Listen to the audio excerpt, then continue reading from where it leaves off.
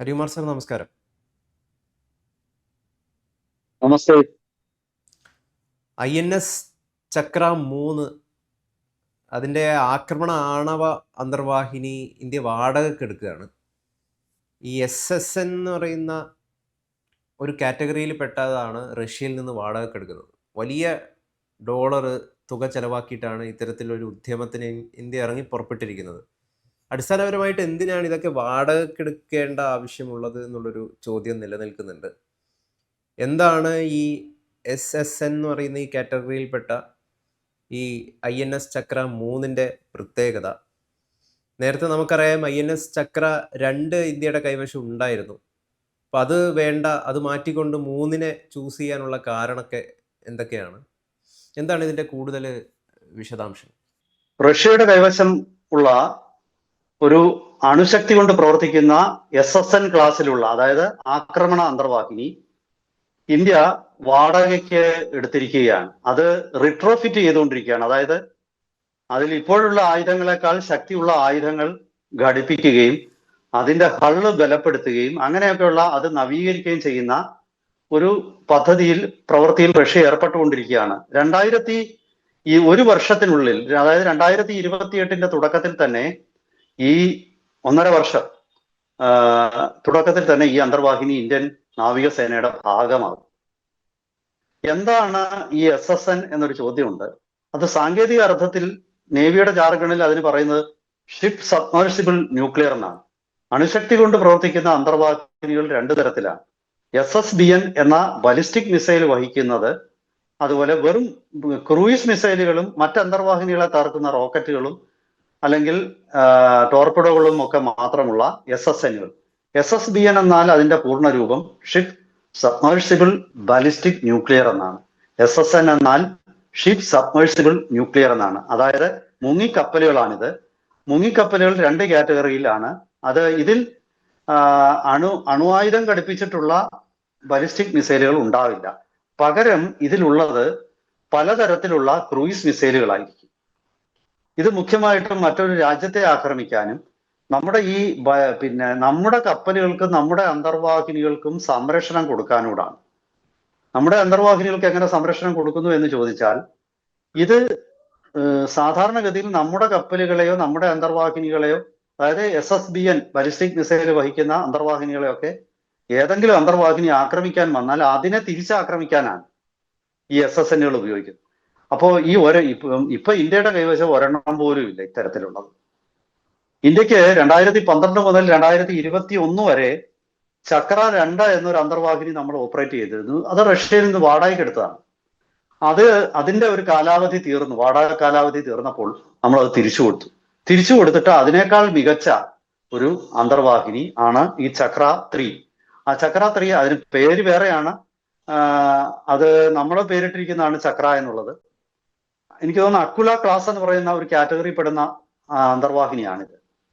അപ്പം എന്തുകൊണ്ടാണ് ഇത് വാടകയ്ക്ക് എടുക്കുന്നതെന്ന് എന്നോട് ചോദിച്ചല്ലോ. ഇത് റഷ്യയുടെ കൈവശം ഒന്നുകിൽ നമ്മൾ പൂർണ്ണമായിട്ടും പണിഞ്ഞിറങ്ങിയ ഒരു പുതിയ അന്തർവാഹിനി വാങ്ങിക്കണം. അത് വാങ്ങിക്കേണ്ട കാര്യമില്ല, ഇന്ത്യക്ക് സ്വന്തമായിട്ട് ഈ അന്തർവാഹിനി നിർമ്മിക്കാം. പക്ഷെ തൽക്കാലത്തെ ആവശ്യം ഇന്ത്യ സ്വന്തമായിട്ട് നിർമ്മിക്കുമ്പോഴേക്കും കാലതാമസം എടുക്കും. നിലവിലുള്ള ഒരു അന്തർവാഹിനി കിട്ടുകയാണെങ്കിൽ നമുക്ക് വേഗത്തിൽ തന്നെ നമ്മുടെ ഒരു 2 വർഷം കൊണ്ട് അത് റിട്രോഫിറ്റ് ചെയ്ത് നമ്മുടെ ആവശ്യങ്ങൾക്ക് അനുസൃതമാക്കി മാറ്റിയെടുക്കാം. ആ ഒരു സാധ്യതയാണ് നമ്മളെ ഈ ഒരു അന്തർവാഹിനി വാങ്ങിക്കാനായിട്ട് നമ്മളെ വാടകയ്ക്ക് എടുക്കാൻ പ്രേരിപ്പിച്ച. അതായത് വളരെ വേഗത്തിൽ നമുക്ക് ഇത് ലഭ്യമാകും. പിന്നെ ഒരു പഴയ അന്തർവാഹിനി വേണമെങ്കിൽ റഷ്യ വിൽക്കും.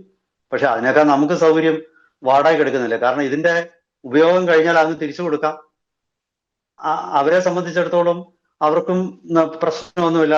2 കൊല്ലം ഇത് നമ്മുടെ കൈവശം ഒരു 10 കൊല്ലം ഇരുന്നാൽ ഒരു $2 ബില്യൺ അവർക്ക് വാടക കിട്ടും. അതിന് 2.1 2 എങ്ങാണ്ടാണ് ഇതിന്റെ വാടക. ഇത് വാടക മാത്രമല്ല, റിട്രോഫിറ്റ് ചെയ്യുന്ന ചാർജ് കൂടാണ്. പുതിയ ആയുധങ്ങൾ ഘടിപ്പിക്കുന്നതിനും നവീകരിക്കുന്നതിനുമുള്ള ചാർജ് കൂടാണ് ഇപ്പൊ ചെയ്തുകൊണ്ടിരിക്കുന്നത്. അതുകൊണ്ടാണ് ഈ വാടകയ്ക്ക് എടുക്കുന്നത്. കാരണം നിലവിൽ റഷ്യൻ നാവികസേന ഉപയോഗിക്കുന്ന ഒരു സാധനം നമ്മൾ വാങ്ങിക്കുന്നതിൽ അർത്ഥമില്ല. അത് സെക്കൻഡ് ഹാൻഡ് വാങ്ങിക്കുന്ന പോലെ ഇരിക്കും. അങ്ങനെ ഒരു നേവിയും വാങ്ങിക്കാറ്. പകരം വാടകയ്ക്ക് എടുക്കാം. ഇപ്പൊ ഇന്ത്യ ഈ കഴിഞ്ഞ ദിവസം അമേരിക്കയുടെ ഉപയോഗത്തിൽ അമേരിക്കൻ നാവികസേനയുടെ ഉപയോഗിച്ചുകൊണ്ടിരുന്ന 2 ഡ്രോണുകൾ, അതായത് high altitude long endurance category പെടുന്ന 2 ഡ്രോണുകൾ MQ-9 ഡ്രോണുകളാണത്. സീ ഗാർഡിയൻ, ആ 2 സീ ഗാർഡിയൻ ഡ്രോണും ഏതാണ്ട് 1950 കോടി രൂപയുടെ വാടകയ്ക്ക് എടുത്തിട്ടുണ്ട്. ഇതും വാടകയ്ക്ക് എടുക്കുന്നതാണ് ലാഭം. കാരണം നമ്മൾ ഒരാൾ ഉപയോഗിച്ചുകൊണ്ടിരുന്ന ഒരു സാധനം നമ്മളത് വാങ്ങിക്കുമ്പോൾ നമ്മൾ പുതിയത് വാങ്ങിക്കണം. പക്ഷേ നമുക്ക് തൽക്കാലത്തെ ആവശ്യത്തിന് പുതിയത് ഓർഡർ കൊടുത്ത് നാളുകൾ എടുക്കും, വർഷങ്ങൾ എടുക്കും അത് ലഭിക്കാനായിട്ട്. അതിനേക്കാൾ നല്ലത് വേഗത്തിൽ ഇപ്പോൾ തന്നെ അവരുപയോഗിക്കുന്നതിന്റെ അത്ര മോശമല്ലാത്ത ക്വാളിറ്റിയുള്ള കുറച്ചുകൂടി വർഷം അത് ഉപയോഗിക്കാൻ ശേഷിയുള്ള ഒരു ഡ്രോൺ ആണെങ്കിലോ അതല്ലെങ്കിൽ ഒരു കപ്പലോ ഒരു മുങ്ങിക്കപ്പലോ ഒക്കെ തന്നെ നമ്മൾ വാടകയ്ക്ക് എടുക്കാം. ആ ഒരു യുക്തിയിലാണ് ഇത് വാടകയ്ക്ക് എടുത്തിരിക്കുന്നത്. ഇങ്ങനെ ഇപ്പോൾ ഇന്ത്യക്ക് കൈമാറാൻ ഉദ്ദേശിക്കുന്ന ഈ ചക്ര അന്തർവാഹിനി കാലിബർ എന്ന 1000 കിലോമീറ്റർ ദൂരപരിധി വരെ സഞ്ചരിക്കാൻ പറ്റുന്ന ക്രൂയിസ് മിസൈല് റഷ്യ ഘടിപ്പിക്കും. അതുപോലെ തന്നെ മുൻപ് നമ്മുടെ കൈവശം വരുന്ന ചക്ര 2 യഥാർത്ഥത്തിൽ അതിലുണ്ടായിരുന്ന ക്രൂയിസ് മിസൈലിന് വെറും 300 കിലോമീറ്റർ ദൂരപരിധി മാത്രമേ ഉള്ളായിരുന്നു. അപ്പൊ തീർച്ചയായിട്ടും ആ മിസൈലിനേക്കാൾ ആധുനികമായ ആ മിസൈലിനേക്കാൾ ദൂരപരിധിയുള്ള മിസൈലായിരിക്കും ഇതിൽ ഘടിപ്പിക്കാൻ പോകും. അതുപോലെ തന്നെ ഈ ആന്റി സബ്മറൈൻ വാർഫെയറിന് ഉപയോഗിക്കുന്ന 91 RE-1 എന്ന മിസൈൽ, ആ മിസൈല് പണ്ട് നമ്മുടെ കയ്യിലിരുന്ന മിസൈലിന് വെറും 50 കിലോമീറ്റർ റേഞ്ചായിരുന്നു. ഇപ്പോൾ നമ്മുടെ കൈവശം ഇപ്പോൾ ഈ അന്തർവാഹിനിയിലേക്ക് ഘടിപ്പിക്കാൻ പോകുന്നത് 200 കിലോമീറ്ററിലും മുകളിൽ റേഞ്ചുള്ള, അതായത് നമ്മളെ ആക്രമിക്കാനായിട്ട് ഒരു അന്തർവാഹിനി 200 കിലോമീറ്റർ അപ്പുറത്തെത്തിയാൽ പോലും നമുക്ക് അത് സ്പോട്ട് ചെയ്ത് നമുക്ക് അതിനെ പ്രത്യാക്രമണം നടത്താം. തീർച്ചയായിട്ടും അപ്പോ അതുപോലെ മറ്റൊരു കാര്യം, ഈ ആന്റി ഷിപ്പ് മിസൈൽ നേരത്തെ നമ്മുടെ കൈവശം ഉണ്ടായിരുന്നത് 3M54E എന്ന ആന്റി ഷിപ്പ് മിസൈലാണ് ഈ ചക്ര 2 പക്ഷെ ഇപ്പോ അതിന്റെ റേഞ്ച് 220 കിലോമീറ്റർ ആണ്. അത് 400 കിലോമീറ്ററിന് മുകളിൽ റേഞ്ചുള്ള ആന്റി ഷിപ്പ് മിസൈല് ചക്ര 3 ഘടിപ്പിക്കും. ഇപ്പൊ എല്ലാ രീതിയിലും ഇതൊരു ആധുനിക ആക്രമണ അന്തർവാഹിനിയായിട്ട് രൂപപ്പെടുകയാണ്. ഇത് തീർച്ചയായിട്ടും വരും ദിവസങ്ങളിൽ ഇന്ത്യയുടെ ബലിസ്റ്റിക് മിസൈൽ വഹിക്കുന്ന ആണവ അന്തർവാഹിനികൾ അത് റോന്തു ചുറ്റുമ്പോൾ അതോടൊപ്പം ഈ അന്തർവാഹിനിയും ഉണ്ടാകും. 2030 ശേഷം നമ്മൾ ഇപ്പോൾ നിർമ്മിച്ചുകൊണ്ടിരിക്കുന്ന ഇന്ത്യ സ്വന്തമായിട്ട് നിർമ്മിക്കുന്ന SSN ക്ലാസ്സിൽപ്പെട്ട 6 അന്തർവാഹിനികൾ, 6 SSN അണുശക്തി കൊണ്ട് പ്രവർത്തിക്കുന്ന ആക്രമണ അന്തർവാഹിനികൾ ഇപ്പോൾ നിർമ്മാണത്തിന്റെ വിവിധ ഘട്ടങ്ങളിലാണ്. എല്ലാം തുടങ്ങിയിട്ടില്ല, എനിക്ക് തോന്നുന്നു 3 എണ്ണം നിർമ്മാണം തുടങ്ങിയിട്ടുണ്ട്. അങ്ങനെയുള്ള ഈ SSN അന്തർവാഹിനികൾ 2032 ഇന്ത്യൻ നാവികസേനയുടെ ഭാഗമാണ്. അങ്ങനെ വരുമ്പോൾ നമ്മുടെ ഫ്ലീറ്റുകളെ ഒക്കെ സംരക്ഷിക്കാനായിട്ട് സദാ നമ്മുടെ ഇന്ത്യയുടെ എക്സ്ക്ലൂസീവ് ഇക്കണോമിക് സോണിൽ നമ്മുടെ അന്തർവാഹിനികൾ റോന്തു ചുറ്റുന്നുണ്ടാവും. ഇങ്ങനെ ഉള്ള അന്തർവാഹിനികൾ നമ്മുടെ ശത്രു രാജ്യങ്ങൾക്ക് നേരെ മിസൈലുകൾ പ്രയോഗിക്കാനും ക്രൂയിസ് മിസൈലുകൾ പ്രയോഗിക്കാനും ശത്രു രാജ്യങ്ങൾക്ക് നേരെ മാത്രമല്ല ശത്രു അന്തർവാഹിനികളെയും ശത്രു യുദ്ധക്കപ്പലുകളെയും ആക്രമിക്കാനും ഈ അന്തർവാഹിനികൾ കൊണ്ട് സാധിക്കും.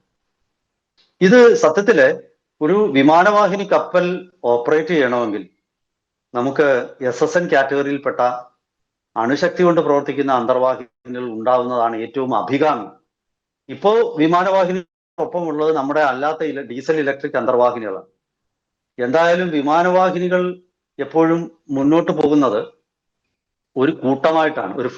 അതായത് ഇപ്പൊ INS വിക്രാന്ത് മുന്നോട്ട് പോവുകയാണെങ്കിൽ, വിക്രമാദിത്യയോ ഏതും മുന്നോട്ട് പോവുകയാണെങ്കിൽ അതിനോടൊപ്പം ഒരു സംഘം ഡിസ്ട്രോയർ ക്ലാസ്സിലുള്ള കപ്പലുകള്, ഫ്രിഗേറ്റ് ക്ലാസ്സിലുള്ള കപ്പലുകള്, അതുപോലെ അന്തർവാഹിനികൾ, ഇതെല്ലാം അടങ്ങുന്ന ഒരു സമൂഹമായിട്ടാണ് ഈ വിമാനവാഹിനി കപ്പൽ മുന്നോട്ട് നീങ്ങുന്നത്.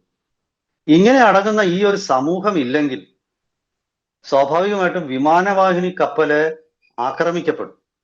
അപ്പോ വിമാനവാഹിനി കപ്പലുകൾ എന്നത് ഇപ്പോൾ ഒരു ബേസ് സ്റ്റേഷൻ പോലാണ്, ഒരു ഒരു എയർപോർട്ട് പോലെയൊക്കെയാണ്. അതിനു ചുറ്റും വ്യോമപ്രതിരോധ സംവിധാനങ്ങൾ, മിസൈൽ ഡിഫൻസുകൾ, അതിനു ചുറ്റും ആക്രമണം അഴിച്ചുവിടാൻ ശേഷിയുള്ള അന്തർവാഹിനികൾ, അതുപോലെ തന്നെ ദീർഘദൂരം പായുന്ന ഡിസ്ട്രോയർ ക്ലാസ്സിലുള്ള വലിയ കപ്പലുകൾ, അതിനേക്കാൾ ചെറിയ യുദ്ധക്കപ്പലുകളായ ഫ്രിഗേറ്റുകളോ കോർവെറ്റുകളോ ഒക്കെ. അപ്പൊ ഇതിന്റെ ഒരു സമൂഹം ഇനി വരാൻ പോകുന്ന ദിവസങ്ങളിൽ ആളില്ലാ കപ്പലുകളായിരിക്കും പലപ്പോഴും വിമാനവാഹിനിയോടൊപ്പം. അതായത് അൺമാൻഡ് സർഫസ് വെസൽ എന്ന് പറയുന്ന കാറ്റഗറിയിലുള്ള കപ്പലുകളും അൺമാൻഡ് സബ്മറീൻസും, ഇത് രണ്ടും ഉണ്ടാവുക. ചുരുക്കി പറഞ്ഞാൽ ഇത് ഇനി ഈ നെറ്റ്വർക്ക്ഡ് വാർഫെയറിന്റെ കാലത്ത് ഇനി ഒറ്റയ്ക്ക് പോയിട്ട് ഒരു യുദ്ധവിമാനമോ ഒരു യുദ്ധക്കപ്പലോ ഒന്നും തന്നെ ഒരു രാജ്യത്തിന് നേരെ ആക്രമിക്കാൻ പോവില്ല. ഒരു സംഘമായിട്ടായിരിക്കും അത് പോകുന്നത്. ആ സംഘം കടലിലും കരയിലുമുള്ള സെൻസറുകളുമായിട്ടും റഡാർ കേന്ദ്രങ്ങളുമായിട്ടും ബന്ധപ്പെട്ടിരിക്കും. ഇതിൽ നിന്ന് ലഭിക്കുന്ന ഡാറ്റ ഒരു ആർട്ടിഫിഷ്യൽ ഇന്റലിജൻസ് വഴി പ്രോസസ് ചെയ്തിട്ടാണ് ആ കമാൻഡ് ആൻഡ് കൺട്രോൾ നെറ്റ്വർക്കിൽ അത്തരം സങ്കീർണമായ പ്രക്രിയകൾക്ക് ശേഷം അവിടെ നിന്ന് ലഭിക്കുന്ന കമാൻഡുകളായിരിക്കും ഈ അന്തർവാഹിനികളും അതുപോലെ തന്നെ യുദ്ധക്കപ്പലുകളും ഒക്കെ പിന്തുടരുന്നത്.